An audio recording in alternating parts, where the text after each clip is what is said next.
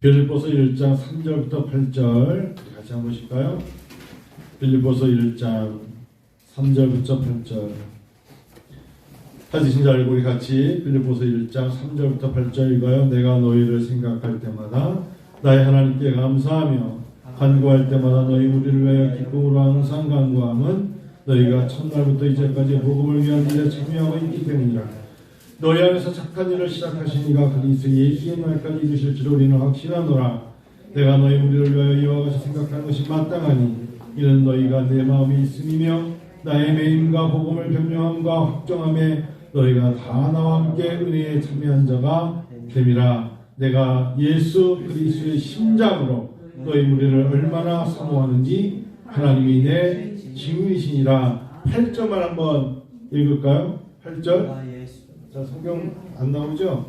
자, 8절 읽어 시작. 내가 예수 그리스도의 심장으로 너희 우리를 얼마나 사모하는지 하나님이 내 증인이시니라. 아멘. 놀랍죠? 그리스도의 심장으로 사모하며 라는 말씀으로 전합니다.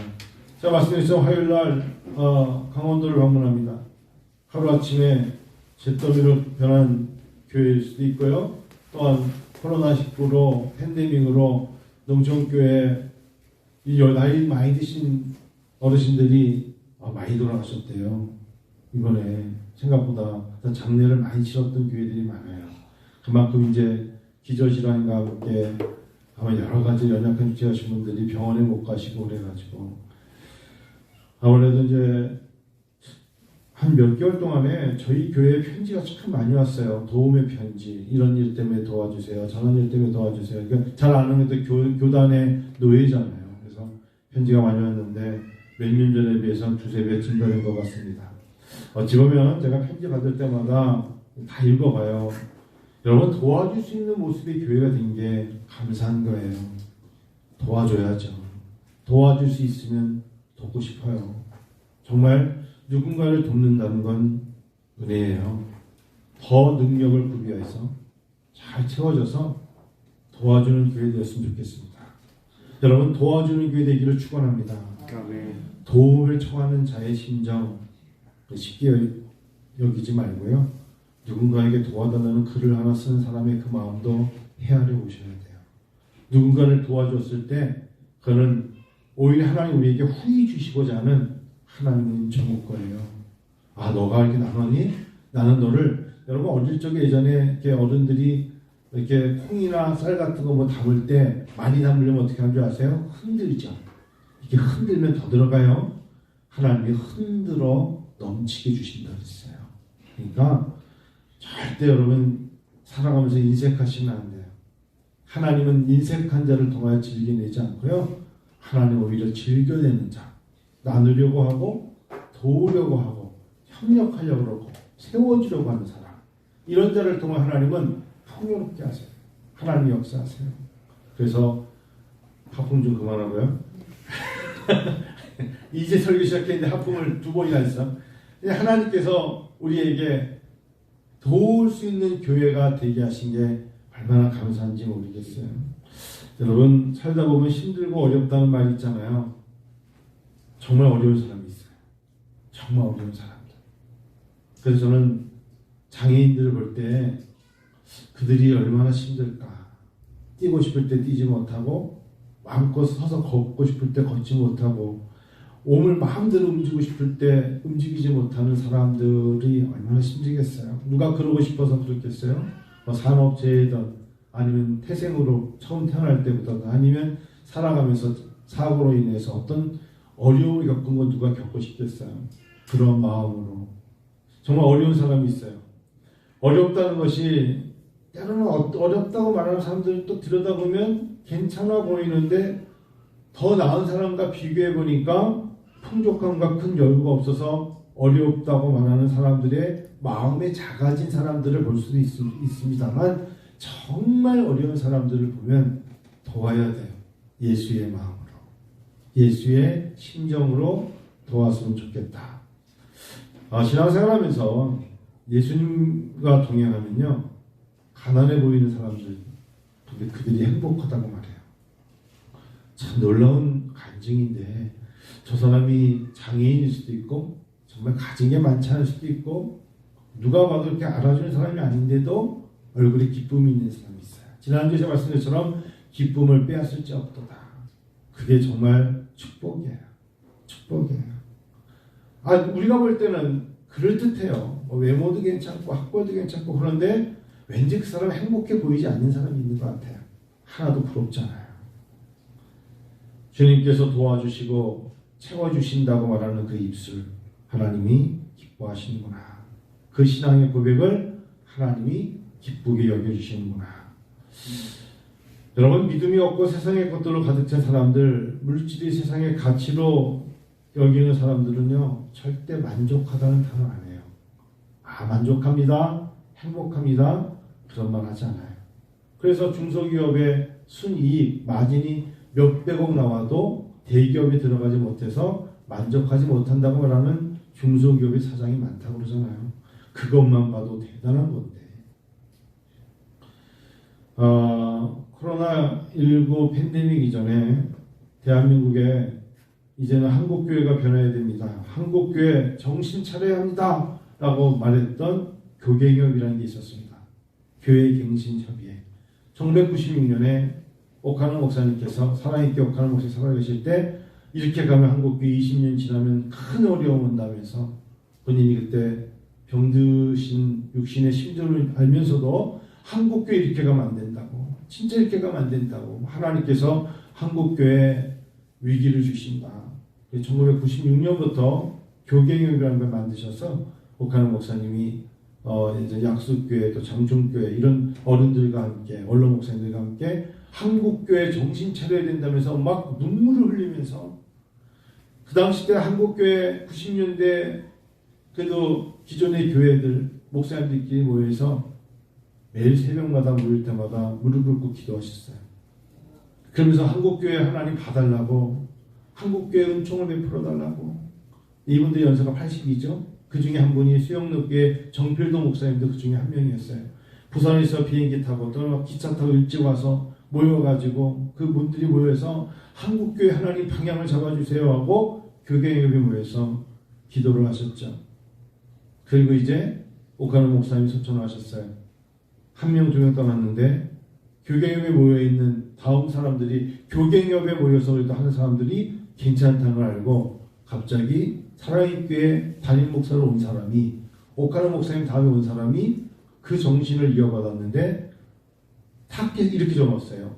이곳에 오려면 성도, 제적, 출석 2,000명 이상 모이는 사람만 교계협의 회원이 될 수 있습니다. 무너진 거예요. 무너진 거라. 옥하는 목사님은 그런 게 아니었어요. 작던 크던 진짜 한국교회를 사랑하는 사람이면 누구나 오십시다. 같이 기도하십시다. 그런데 후임자가 와서 그 다음에는 출석교인 2,000명 넘는 사람들, 메가철치죠. 메가철치에 있는 사람들만 들어와서 같이 기도를 합시다. 그러니까 함께 시골이든 지방이든 어디든지 한국교회를 사랑해서 기도했던 사람들이 들어오지 못하는 거예요. 그래, 내가 뭐 10명 모이는 교회 담임 목사인데 무슨 교회 갱신협회를 외쳐. 내가 그냥 우리 교회도 잘 못하는데 그럼 다 떨쳐버린 거예요. 여러분, 어느 시대나 미꾸라지 한 마리가 흙탕물을 만들죠. 어느 농장이나 결국은 쥐새끼 한 마리가 굉장히 오염을 만들죠. 다른 어떻게 해를 끼치고요. 병균을 옮기고요. 똑같은 동물이라고 동물은 아니잖아요. 그러더니 정말 옥하는 목사님이 한국교회 위기가 온다더니 한국교회에 큰 위기가 왔죠. 여러분, 한국교회 위기가 어떻게 보면 우리에게 좋은 어떤 경종을 울릴 수도 있지만 신학교 학생들이 이제 오질 않아요. 목회자가 된다는 게 이전 같지 않고 선교센터에서 선교사 지원생이 없어요.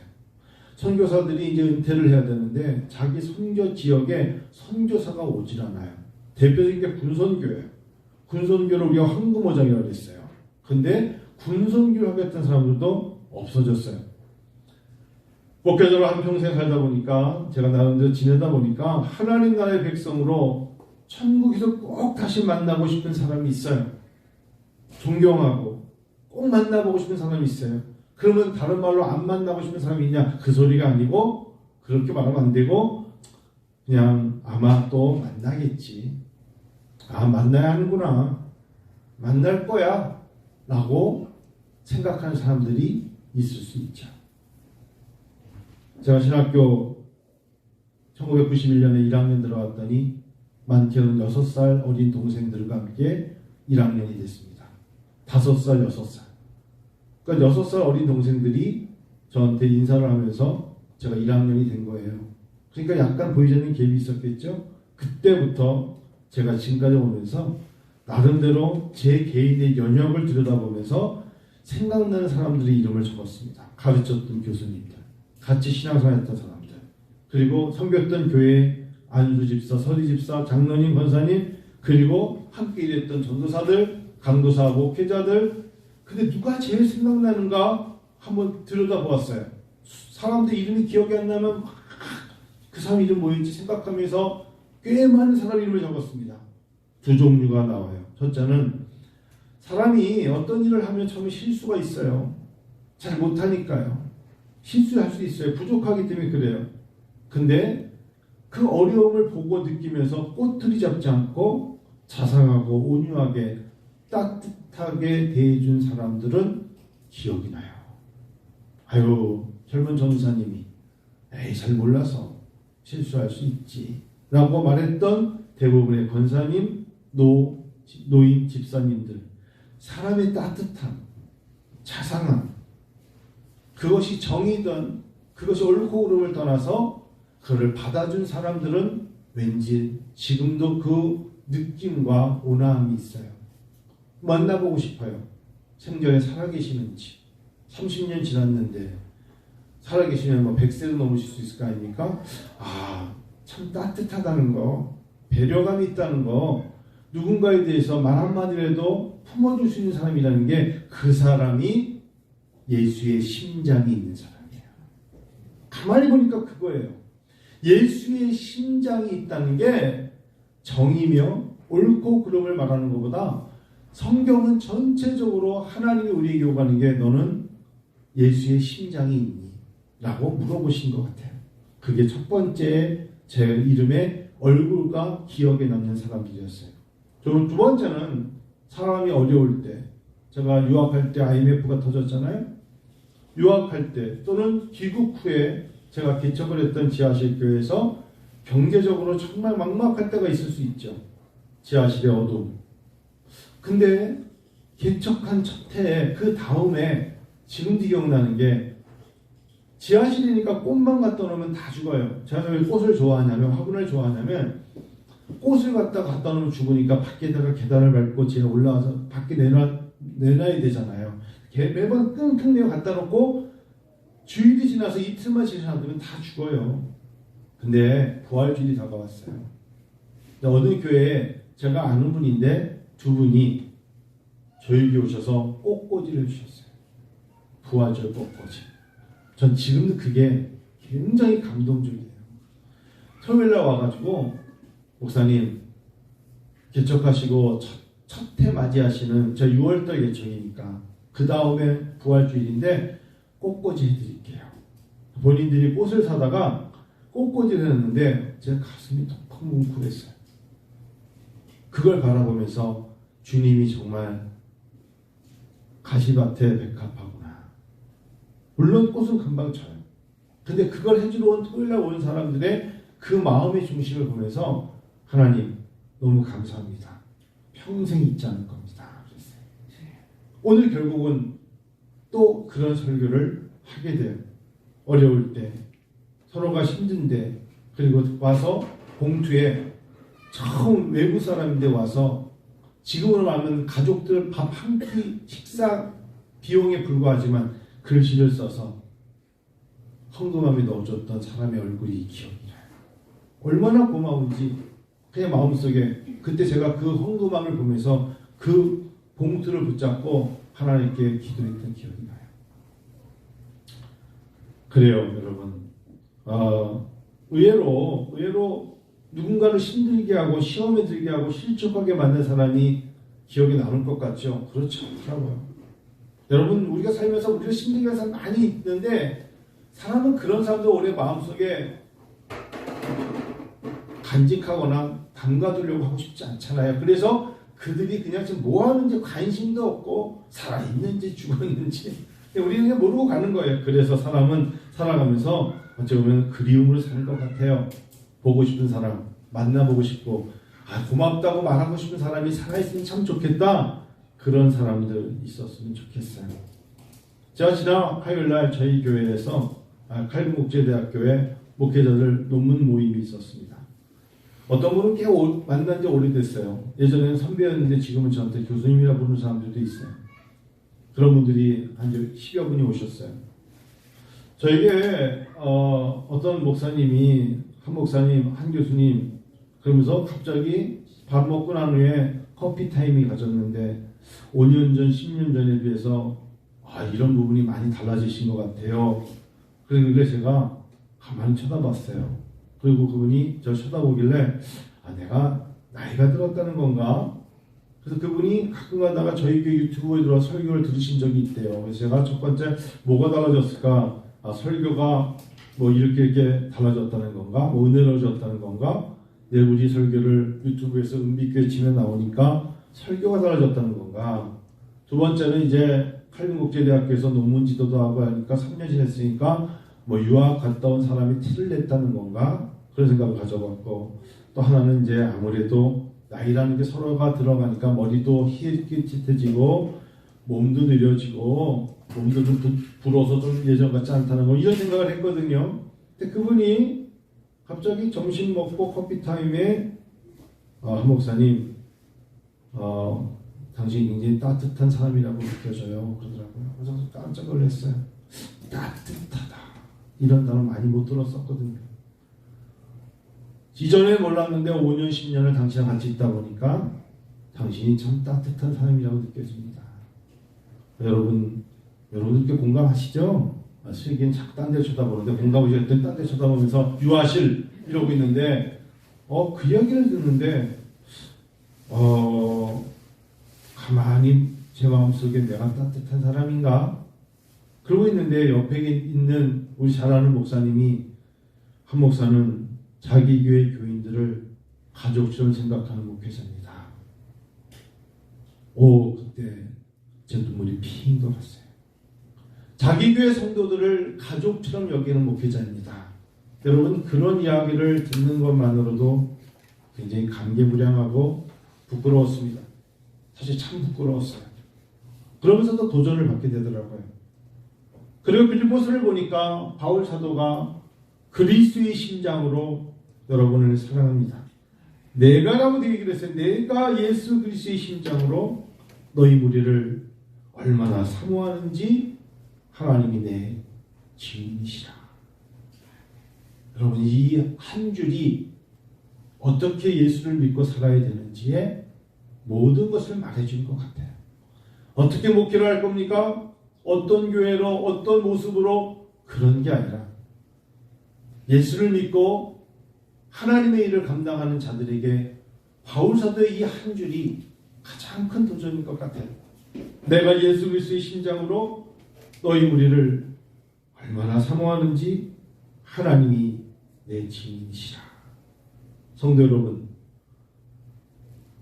어느 가정, 어떤 한 사람의 성도를 생각하면 여러분 마음속에 가슴에 찡함이 와야 돼요. 전 목회자로서 그럴 때가 참 많아요. 어떤 한 사람의 얼굴과 이름과 그 사람의 기도하면 정말 가슴에서 찡하고 오는 게 있어요. 그리고 울컥할 때도 있고 하나님께 기도를 하면서 워킹 프레이어 앉아있기가 뭐해서 때로는 걸으면서 기도할 때도 있어요. 먼 길을 다니면서도 하나님 앞에서 사람들이 이렇게 보이지 않으려고 눈물을 훔칠 때도 있어요. 생각한다는 것. 성령께서는 우리의 연약함을 아시고 우리를 생각하여 주시죠.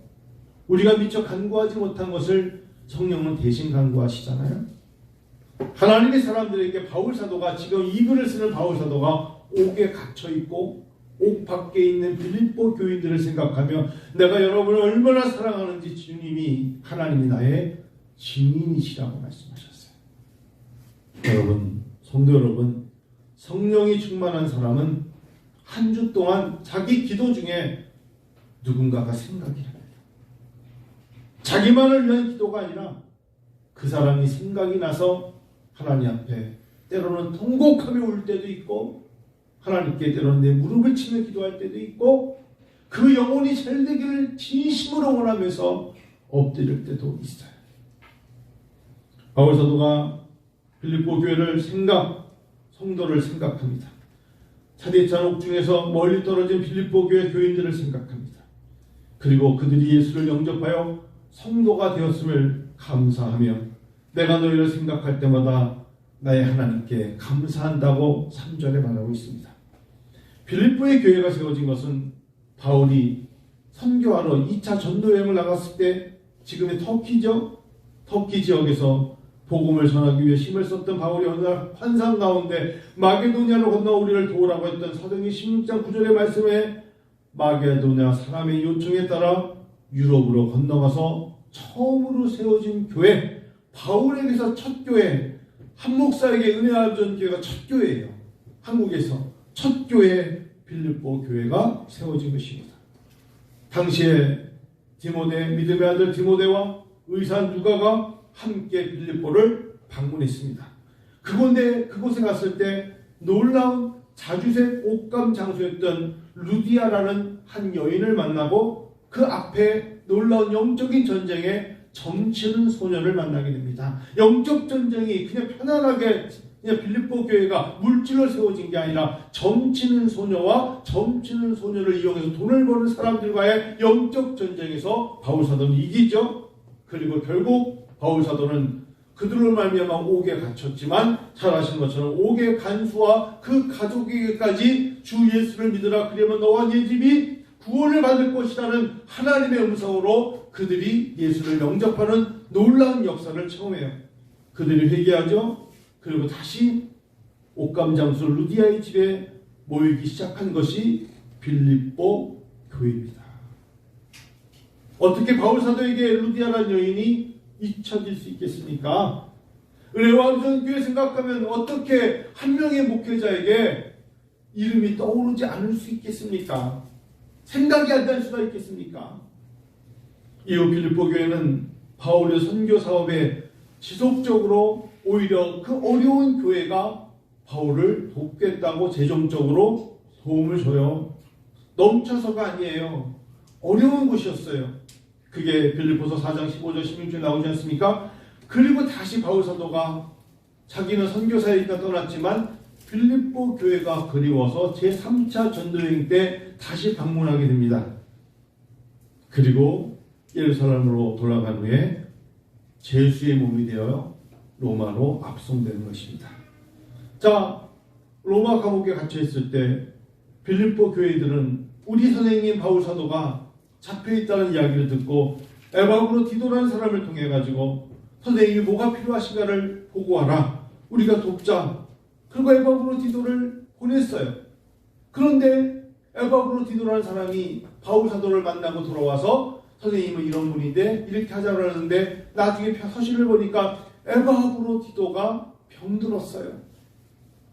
그 일을 하는 에바브로 디도가 병들었다는 이야기를 듣고 오히려 바울 사도가 빌립보 교회의 걱정이 무엇이냐 라는 질문에 당신을 도우러 갔던 에바브로 디도가 병이 들었습니다.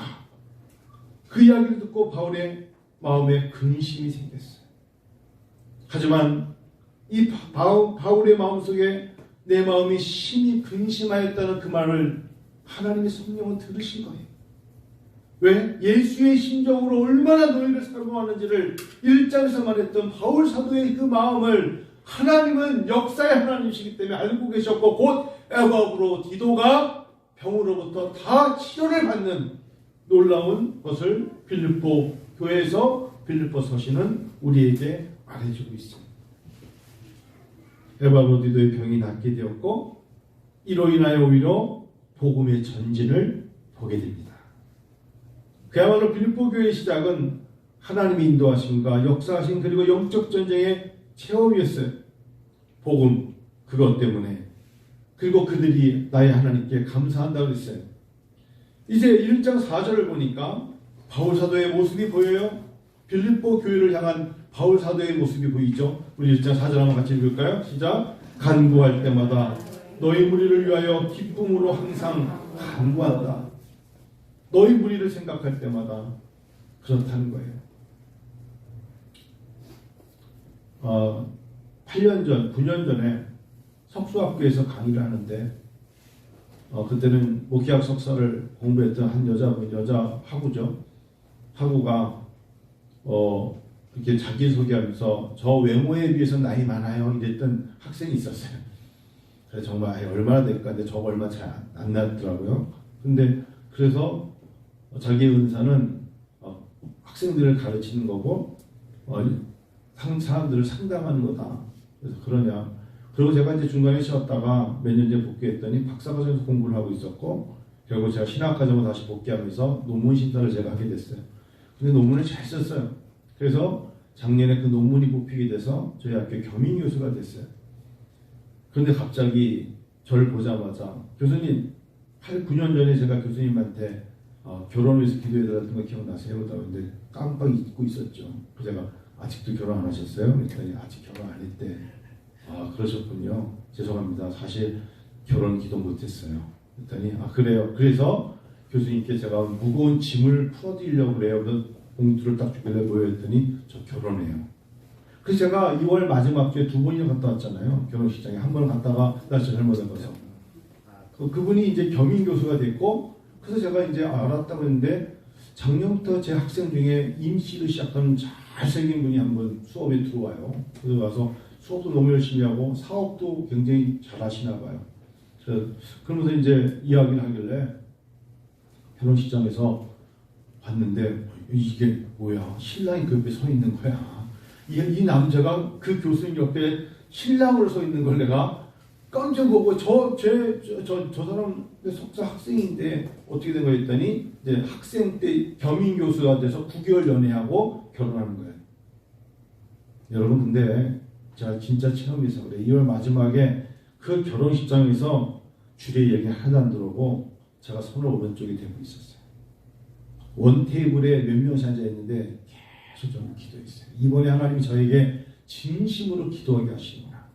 진심으로. 어떤 기도를 하게 하실까? 하나님, 이제 결혼 기도를 할 게가 아니라 내가 진심으로 기도해야겠다. 그리고 하나님 앞에 마음을 모아 기도해야겠구나. 우리 교회에 결혼해야 될 분들, 좋은 사람을 만나야 될 사람들, 조카들도 마찬가지예요. 참 하나님 앞에 진심으로 하나님의 사랑으로 하나님 나라를 위하여 교회의 기둥처럼 쓰임받기를 원하는 마음으로 진심으로 기도해야겠구나. 하나님 앞에 그런 마음으로 그 결혼식을 보면서 그리고 너무너무 두 사람이 행복해하는 모습을 봤는데 지난주에 그 신랑 임모 씨가 결석을 했어요. 그래서 지금 왜 안 하지 했더니 그 겸임 교수 오 교수가 제 강의실에 서가지고 교수님 죄송해요. 제 남편이 오늘 못 왔어요. 그래서 남편이 누구? 맞아. 둘이 결혼했지. 자기 남편이라는 거죠. 여러분 왜 이 말씀 드린 줄 아세요? 예수 그리스도의 심정으로 라는 단어에는 생각이 나요. 예수 그리스도의 심정이라는 것은 그 사람이 어디 있던 어느 지역에 있던 무엇을 하던 진심 어린 마음에 눈을 감으면 그 기도가 나와야 돼요. 꼭 병든 자를 바라봤을 때 하나님께 간절한 마음으로 치료받기를 원하는 마음으로 간절한 기도가 나와야 돼요. 그 빌립보서 1장 4절 5절에 너희가 첫날부터 이제까지 복음을 위해 일에 참여한 사람들이잖아. 그들이 자기 것을 희생하고 자기 것들을 내어놓고 하나님 나라를 위하여 처음부터 지금까지 가장 우선순위로 하나님께 시간을 드린 사람들 아니야. 너희가 첫날부터 이제까지 복음을 위한 일에 참여하고 있기 때문이라. 6절 읽어요. 그래서 너희 안에서 착한 일을 시작하신 이가 그리스도 예수의 날까지 이루실 줄을 우리는 확신하노라. 확신을 갖고 기도하겠구나. 그래서 오늘 설교 준비하면서 하나님과 선포했어요. 하나님, 예수 그리스도의 심장으로 절대로 헛되거나 시간을 놓치거나 아쉬워함이 아니라 하나님 앞에 그 마음을 가지고 기도할 것입니다. 동역의 관계에서 빠듯하고 부족함에도 그 마음을 들여 하나님께 수고한 모든 사람들이 하나님 지금까지 그 시간을 드린 것이 손해되지 않고 헛되지 않을 줄 믿고 하나님의 성령께서 위로자가 되어주시고 기쁨으로 시작하신 이가 끝까지 이루실 것을 믿고 나갑니다. 하나님이 그 마음의 중심을 받으셨을 거예요. 앞서거니 뒤서거니 여러분 그 문제가 아니라 하나님은 때로는 하고 싶은 말도 하지 않고 자기의 마음의 심정의 고백도 사람들에게 표현하지 않고 사귀면서 기도한 사람들이 얼마나 많습니까? 그러면서도 여전히 하나님을 절대적인 가장 우선시로 삼고 시간을 드리고 마음을 드리고 자기의 물질까지 드리고 그러다 보니 때로는 시간이 많이 흘러갈 수 있지만 하나님은 다 알고 계셔요. 그걸 7절에서 내가 너희를 위하여 이와 같이 생각하는 것이 마땅하다 그랬어요. 저는 담임 목사로서 은혜와 어저께 목사로서 그게 누구든 간에 어떤 사람의 상황이든 간에 그런 생각을 갖고 눈물을 흘리는 것이 마땅한 거예요. 이는 너희가 내 마음이 있으며 여러분 이 단어가 너무 귀한 말씀이에요. 서로가 자기 마음이 있기 때문에 혹시나 상처가 될까봐 말을 못했지만 마음속에 얼마나 많은 생각을 갖고 보이지 않지만 하나님의 생각이 영적이지만 하나님은 알고 계실 거라는 그 마음 하나만 가지고 고백해온 시간이 가족에게도 때로는 사랑하는 성도들 중에도 성도님들의 가족 중에도 있지 않겠습니까? 나의 매임과 복음을 변명함과 확정함에 때로는 여러분 변명할 때 있었어요. 상처받을까봐 돌려 말할 때도 있었어요. 다 나와 함께 은혜에 참여한 자들이라. 결은 어떻게 될지 모르겠지만 저는 빌립보서 1장 3절부터 8절을 보면서 여러분 우리가 따뜻한 사람, 배려한 사람, 온유한 마음으로 진심을 가지고 예수의 심장으로 사랑의 기도를 드린다면 하나님은 분명히 이루십니다. 결단코 이루십니다. 그 안에 하나님의 영이 임하시고 하나님의 위로자가 되어주시고 하나님께서 큰 영광을 받으실 거예요. 그리고 기쁨의 옷을 입혀 주실 줄 믿습니다. 예수의 심장으로. 예수의 심장으로 서로가 서로를 얼마나 사모하는지 하나님이 증인 되시는 은혜와 아버지께 성도 되시기를 축원합니다. 아멘. 축원합니다. 그래서 여러분 어떠한 어려움도 감추거나 숨기지 말고 그 어려움을 예수의 가슴으로 심정으로 나눌 때 그건 부끄러움도 아니고 그것은 과한 것도 아니고 성령이 우리에게 주시는 마음이기 때문에 하나님은 이루실 겁니다. 오늘 4월 첫째 주 이제 고난주일과 부활주일이 있는 이때 여러분의 마음의 수고를 하나님이 하실 거예요. 여러분 그렇지 않습니까?